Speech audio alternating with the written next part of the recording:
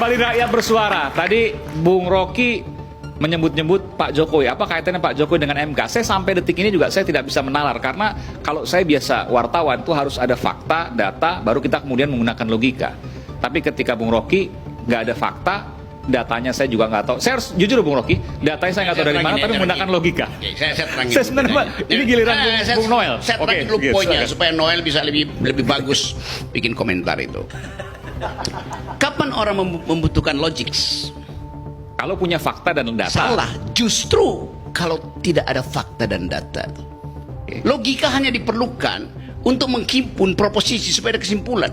Kalau data Anda nggak perlu berpikir, datanya sendiri udah fakta, datanya sendiri udah bicara. Tapi bagaimana mungkin orang bisa menggunakan logikanya tanpa dia punya dasar fakta dan data? Saya ulangi ya dalilnya. Kalau ada data ngapain lu berpikir? Karena mau analisis. Ini gue lempar jatuh. Dia jatuh beratnya bertambah. Kalau ini saya hilangin, saya bilang seandainya you lempar itu bertambah nggak berat jatuh? Mana datanya? Hukum gravitasi bilang begitu. Itu dalilnya. Jadi cara berpikir itu built in di dalam kepala kita. Ada benda jatuh, itu artinya ada gravitasi. Seberapa besar gravitasi itu? G kali H. Massa kali jarak ke bumi itu. Itu data apa? Hipotesis apa logika? Logika. Agak nggak? Ya. Ya itu. Tapi itu sebuah fakta yang kemudian ditemukan oleh Newton, betul kan? Artinya itu hal yang kemudian merupakan sebuah fakta yang kemudian diturunkan melalui rumus-rumus. Nah, ketika Bung Rocky kemudian langsung lompat pada logika tanpa fakta dan data, bagaimana kemudian bisa berpikir? Tadi saya terangkan bahwa ada 3 hakim membuat dissenting opinion. Boleh nggak saya tahu dari mana datangnya dissenting opinion? Dari kepalanya. Oke. Bagaimana you tahu dari kepalanya tuh? Bagaimana kalau dia di brief untuk dissenting opinion? Di dalam ketiadaan fakta dan data itu saya pakai otak gitu. Karena itu saya lakukan guesstimasi, guessing by estimation, bahwa ada sesuatu yang menyebabkan dissenting opinion itu tidak mengubah keputusan. Kan faktanya 3/5 tuh. Dan tadi kata Refli, kalau 4 itu Soeharto Yardisi itu kalah yang, jadi itu tipis sekali hubungan itu. Nah, ketipisan itu yang mesti kita curigai. Dengan apa? Ya dengan otak, kan datanya nggak ada. Kecuali kita buka handphone hakim-hakim itu, mungkin habis di WA sama Jokowi. Kan soalnya hanya itu. Nah, ini bicara kan mungkin itu kan potensi, bukan fakta, bukan data. Nah, dari mana kemudian bisa ada, ini seharusnya Anda ya?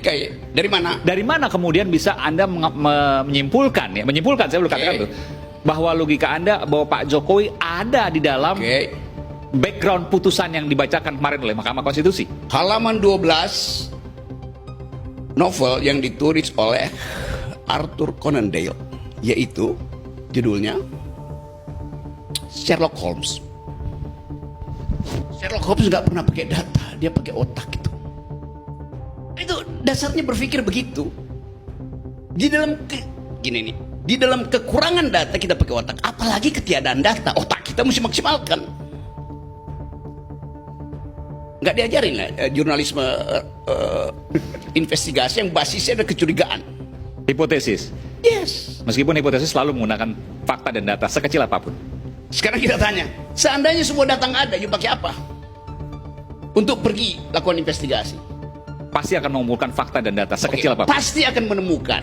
Kata pasti akan menemukan karena otakmu kerja, pasti saya akan dapat di situ. Itu namanya heuristik. Menduga sambil mengukur tuh sebelum datanya tiba tuh. Nah, kalau datanya nggak tiba, berhenti berpikir. Harus terusin berpikirnya. Ini mesti diganti nih, bukan rakyat bersuara, rakyat berpikir. Bung Noel, silakan. Bung Noel kayak hati-hati nih mau jawab nih. Takut apa? Pertanyaannya apa nih Bung Aiman? Tadi nggak ada merasa yang harus diluruskan. Kalau saya sih merasa bahwa ya sampai saat ini belum ada data dan fakta di mana Pak Jokowi ikut cawe-cawe dalam putusan MK, dan saya masih meyakini hal tersebut. Itu ya, karena tidak ada fakta dan data, sehingga logika saya mengatakan tidak ada gitu. Tapi Bung Rocky menyatakan bahwa ada tanpa fakta dan data, tapi menggunakan logika Bung Rocky yang sah dan halal. Menurutmu yang pantas yang kita komenin logikanya Bung Rocky atau logika yang sudah diputuskan? Karena logika yang sudah diputuskan semua berbasis apa yang Bung Aiman sampaikan tadi, basisnya pasti data dan fakta. Nah, apa yang disampaikan Bung Rocky kan intuitifnya, bukan fakta yang ada di persidangan. Logika-logika yang dipakai para hakim juga berbasis juga yang mereka miliki. Jadi saya rasa ya biarkan saja Bung Rocky dengan intuitifnya, lantas kemudian dengan logikanya. Kita tidak punya hak moral untuk memberi sanggahan juga apa yang disampaikan Bung Rocky. Sekali lagi saya tidak punya hak moral untuk Gini, coba ya. ntar dulu Om Rocky. Saya ntar ganggu dulu. sedikit aja. Enggak. Apa yang Anda Jangan maksud dulu, hak gini, Om moral? Rocky. Hak moral Ntar itu. dulu. Oke, sudah. Enggak. Aiman harus Kasih kritis kesempatan ya. saya loh. Ya, Udah ya. cukup Kata itu kritis. ya. Oke. Ya, Kita silakan, mau nanti kasih lanjut. forum ini forum kritis gitu. Jadi sekali lagi apa yang disampaikan Bung Rocky itu ya logikanya. Saya nggak mau menyanggah logikanya dia. Dia juga tidak punya hak moral untuk menyanggah logika saya dan juga logika yang sudah menjadi keputusan mahkamah gitu loh. Apapun itu sudah berjalan. Mau disanggah dengan 1000 Rocky pun yang ada di sini, itu sudah keputusan yang final gitu. Jadi ya menurut saya biarkanlah, kan semua tuduhan-tuduhan. Yang paling penting ke depan ini kan kita sudah tahu bahwa ya Bung Refli juga, Bung Sira ini senior saya yang spesialisasi sengketa pilpres ya, selalu hadir dalam sengketa pilpres. Ya saya rasa sudahlah, semua sudah menerima keputusan itu.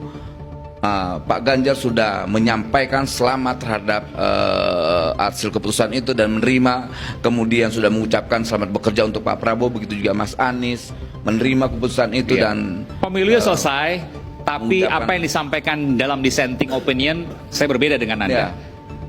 Jangan sampai terulang sampai kapanpun untuk Ini Indonesia. benar-benar ya. Ya itu benar. Kan yang kemarin digugat itu outputnya, bukan hasil. Ingat loh, yang digugat, yang menjadi sengketa itu adalah outputnya, bukan hasilnya, gitu loh. Nah yang kita mau keperdebatkannya apa lagi hari ini? Lo semua sudah kok, dan memang ada problem. Kita harus ambil Problemnya pelajaran. ini sama-sama Iya. kita perbaiki bersama. Kita harus ambil Dan itu harus pelajaran. menjadi catatan kita bersama. Iya. Agar apa? Ke depan demokrasi kita lebih terjaga dengan baik. Itu kan yang kita inginkan. Sebelum ke Bung Rocky, saya panggilkan dulu Bung Adi Praitno. Silakan Bung Adi. Kita berikan tepuk tangan. Pengamat politik dari UIN, Syarif Hidayatullah Jakarta. Silakan Bung Adi. Oke ya, begini, saya terangkan ilmu pengetahuannya ya. Kalau Anda buat kesalahan logis, kesalahan itu Anda deteksi dengan rumus tentang falasio, bukan dengan moral. Bagaimana mungkin logika dibatalkan oleh moral?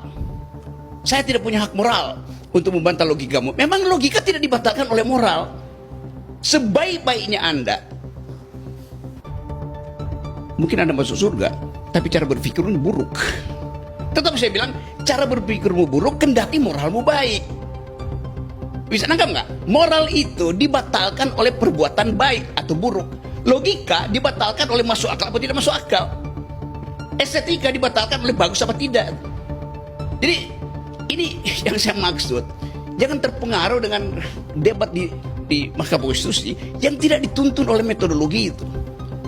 Saya ingin juga Aiman itu kritis tuh. Jangan ini saya mau terangkan itu. Saya kritis, makanya saya menanyakan pada Anda Bung Rocky, karena bagi Betul, saya tapi Anda logika- dari tadi tidak mengerti bahwa logika tidak dibatalkan karena oleh saya biasa moralitas. bekerja untuk menemukan hipotesis melalui fakta dan data. No.